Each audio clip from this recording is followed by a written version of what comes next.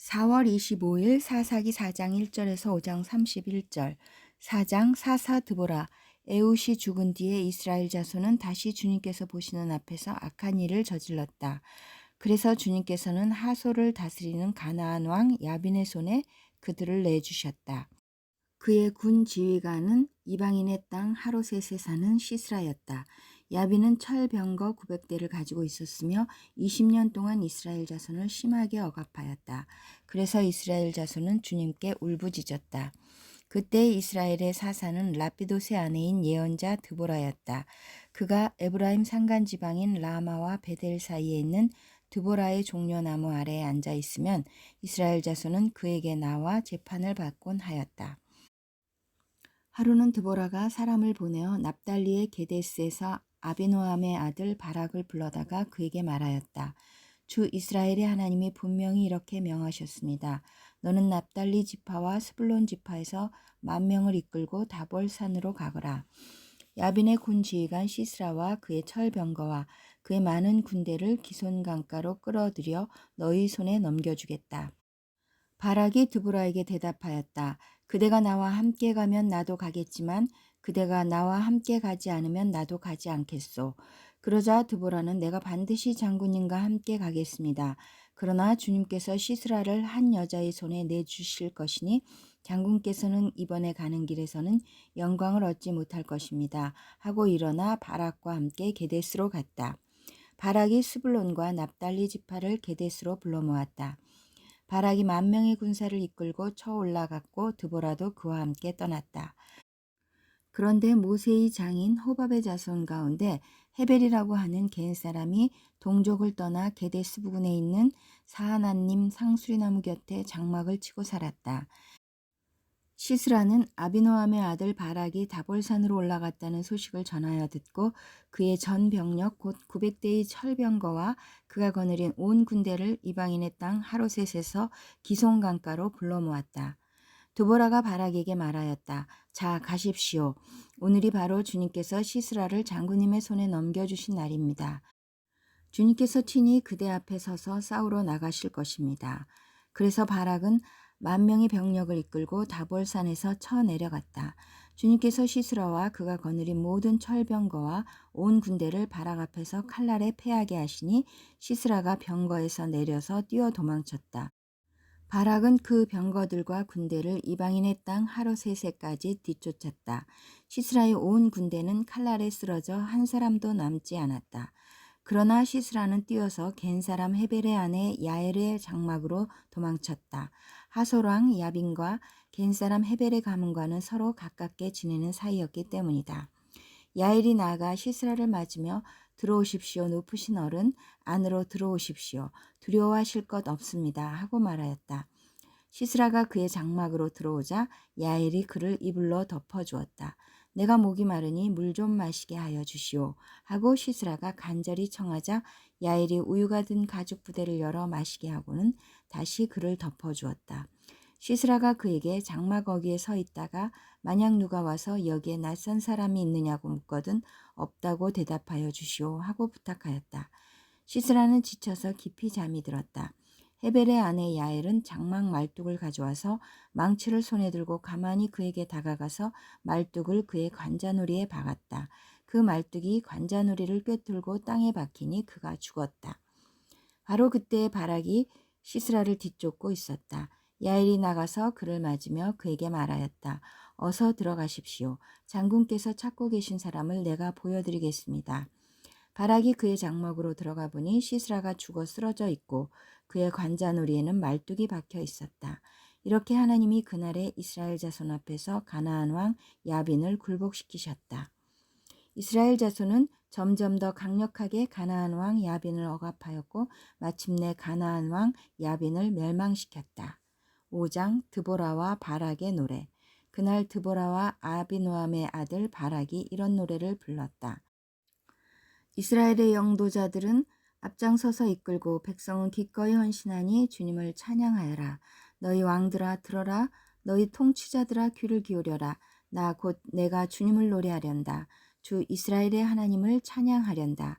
주님께서 세일에서 나오실 때, 주님께서 에돔 땅에서 출동하실 때, 땅은 흔들리고 하늘은 물을 쏟아내고 구름은 비를 쏟았습니다. 산들이 주님 앞에서 진동하였고 저 시내 산마저 주 이스라엘의 하나님 앞에서 진동하였습니다. 아낫의 아들 삼갈 때에도 야엘 때에도 큰 길에는 발길이 끊어지고 길손들은 뒷길로 다녔다. 나 드보라가 일어나기까지 이스라엘의 어머니인 내가 일어나기까지 이스라엘에서는 용사가 끊어졌다. 그들이 새 신들을 택하였을 때에 성문에 전쟁이 들이닥쳤는데 4만 명 이스라엘 군인 가운데 방패와 창을 가진 사람이 보였던가. 나의 마음이 이스라엘의 지휘관들에게 쏠렸다. 그들은 백성 가운데서 자원하여 나선 용사들이다. 너희는 주님을 찬양하여라. 흰 나귀를 타고 다니는 사람들아, 양탄자를 깔고 사는 사람들아, 길을 걸어가는 행인들아, 사람들에게 전하여라. 물 깃는 이들 사이에서 들리는 소리, 활 쏘는 사람들의 요란한 저 소리, 거기서도 주님의 의로운 업적을 들어 말하여라. 이스라엘 용사들의 의로운 업적을 들어 말하여라. 그때 주님의 백성이 성읍으로 들어가려고 성문께로 내려갔다. 일어나라 일어나라 드보라야 일어나라. 일어나서 노래를 불러라. 일어나라. 바라가 포로들을 끌고 가거라. 아비노함의 아들아. 그때 살아남은 이들이 백성의 지도자들과 더불어 내려왔고 주님께서 나를 도우시려고 용사들 가운데 내려오셨다. 에브라임에게서는 아말렉의 뿌리를 내린 사람들이 내려오고 베냐민의 뒤를 이어서는 너희 백성이 내려오고 마길에서는 지휘관들이 내려오고 스불론에서는 지휘봉 잡은 이들이 내려왔다. 이사갈의 지도자들이 드보라와 합세하고 이사갈과 바락도 이에 합세하여 그의 뒤를 따라 골짜기로 달려갔다. 그러나 르우벤 지파 가운데서는 마음에 큰 반성이 있었다. 어찌하여 내가 양의 우리에 앉아 양떼를 부리는 피리 소리나 듣고 있는가? 르우벤 지파에서는 마음에 큰 반성을 하였다. 어찌하여 길르앗은 요단강 건너에 자리 잡고 있고 어찌하여 단은 배 안에 머물러 있는가? 어찌하여 아셀은 바닷가에 앉아 있는가? 또 그 부둣가에서 편히 쉬고 있는가? 스불론은 죽음을 무릅쓰고 생명을 아끼지 않고 싸운 백성이요 납달리도 들판 언덕 위에서 그렇게 싸운 백성이다. 여러 왕들이 와서 싸움을 도두었다.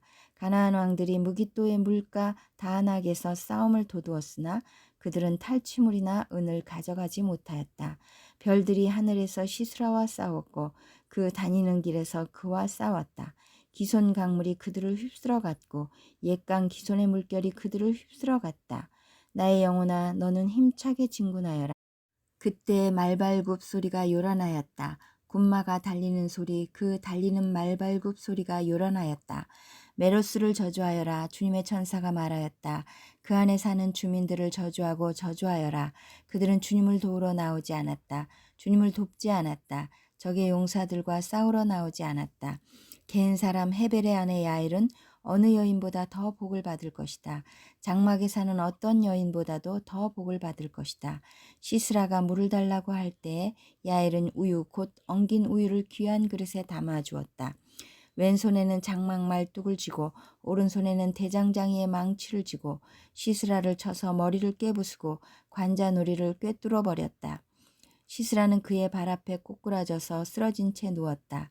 그의 발 앞에 꼬꾸라지며 쓰러졌다. 꼬꾸라진 바로 그 자리에서 쓰러져서 죽고 말았다. 시스라의 어머니가 창문으로 내다보며 창살 틈으로 내다보며 울부짖었다. 그의 병거가 왜 이렇게 더디 오는가? 그의 병거가 왜 이처럼 늦게 오는가? 그의 시녀들 가운데서 가장 지혜로운 시녀들이 대답하였겠고 시스라의 어머니도 그 말을 따라 이렇게 혼잣말로 말하였을 것이다. 그들이 어찌 약탈물을 얻지 못하였으랴. 그것을 나누지 못하였으랴. 용사마다 한두 처녀를 차지하였을 것이다. 시스라가 약탈한 것은 채색한 옷감, 곧 수노와 채색한 옷감이거나 약탈한 사람의 목에 걸릴 수놓은 두 벌의 옷감일 것이다.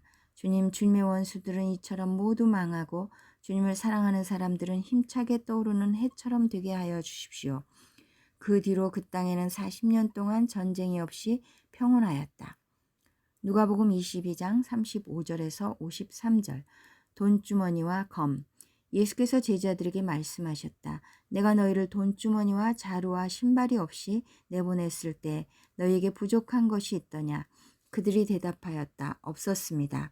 예수께서 그들에게 말씀하셨다. 이제는 돈주머니가 있는 사람은 그것을 챙겨라. 또 자루도 그렇게 하여라. 그리고 칼이 없는 사람은 옷을 팔아서 칼을 사라. 내가 너희에게 말한다. 그는 무법자들과 한패로 몰렸다고 하는 이 성경 말씀이 내게서 반드시 이루어져야 한다. 과연 나에 관하여 기록한 일은 이루어지고 있다. 제자들이 예수께 말하였다. 주님 보십시오. 여기에 칼 2자루가 있습니다. 예수께서 그들에게 말씀하시기를 넉넉하다 하셨다. 예수께서 기도하시다. 예수께서 나가시어 늘 하시던 대로 올리브산으로 가시니 제자들도 그를 따라갔다. 그곳에 이르러서 예수께서 제자들에게 말씀하시기를 시험에 빠지지 않도록 기도하여라 하신 뒤에 그들과 헤어져서 돌을 던져서 닿을 만한 거리에 가서 무릎을 꿇고 이렇게 기도하셨다. 아버지, 만일 아버지의 뜻이면 내게서 이 잔을 거두어 주십시오. 그러나 내 뜻대로 되게 하지 마시고 아버지의 뜻대로 되게 하여 주십시오. 그때 천사가 하늘로부터 그에게 나타나서 힘을 북돋우어 드렸다. 예수께서 고뇌에 차서 더욱 간절히 기도하시니 땀이 핏방울같이 되어서 땅에 떨어졌다. 기도를 마치고 일어나 제자들에게로 와서 보시니 그들이 슬픔에 지쳐서 잠들어 있었다.